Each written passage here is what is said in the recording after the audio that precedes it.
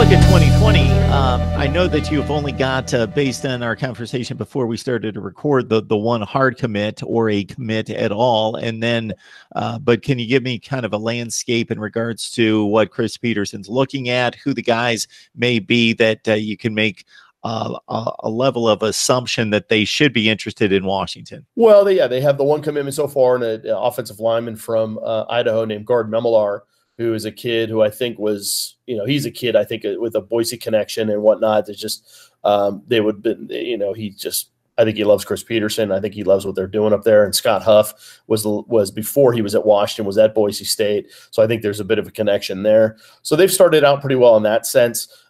It's interesting because they already have a quarterback committed for 2021 in a legacy recruit in Sam Heward, who's going to be arguably the top quarterback in that class for 2021 nationally.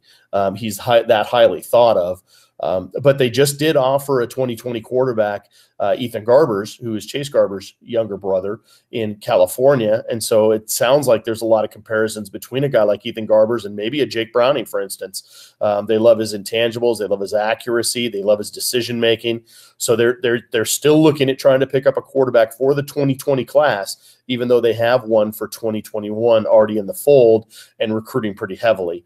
The one real prize that they have in state that has gotten some real acclaim nationally, and this is a guy that it doesn't matter if it's 24/7 Rivals, ESPN, whoever, he's going to get his props, is a kid named Savell Smalls. He's a defensive lineman, more defensive end-ish, outside linebacker kind of guy from Garfield down in the middle of Seattle. And he's 6'3", 230, and has really wowed people from the first time he set on campus. He was actually at Kennedy Catholic for his 9th grade year and then moved over to Garfield for the last few years.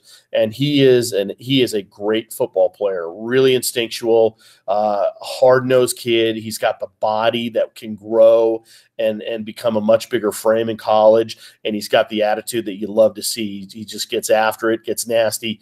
And Savell's going to be the top guy for sure in the 2020 class. But it's interesting because 2021 is where it really lights up in terms of the in-state guys, where you've got a kid named JT Tuimalau, who is going to be arguably the #1 player overall nationally. He played in one of the bowl games that ESPN put on down in Arizona, where they played Peoria Centennial a couple months ago, and JT had 5 sacks. They shut out a Peoria Centennial offense that I think had been putting up like 45, 47 points a game. He's just a complete difference maker. Might be the best pure defensive player that I've ever seen come out of the state of Washington. He's that good.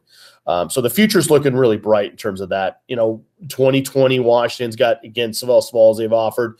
If you remember Sam Adams, the big offensive lineman in the NFL, his son, Sam Adams II, he's gotten an offer as a running back. So they've gotten some kids. Aiden Hector's another Eastside Catholic kid, along with Adams, who has been offered. He's a defensive back. His father played at USC. So they've got some legacy guys, some guys with some football pedigree that they've already offered in state. And I think it's going to be a really, really good year. I think 2020 has a chance to be better than 2019 in terms of in-state. I don't know about West Coast per se. There are a couple guys, like you said, when you talked about they signed 5 kids for 2019 from Hawaii. They've got a couple of inroads with a couple linebackers in Jordan Botello and Nick Herbig at St. Louis School, which is where Fa'atui Tuatele played. And so they may follow him. I know that Botello could be the best linebacker on the West Coast right now for 2020 in terms of the inside linebacker situation. And I think Washington's in good shape with him.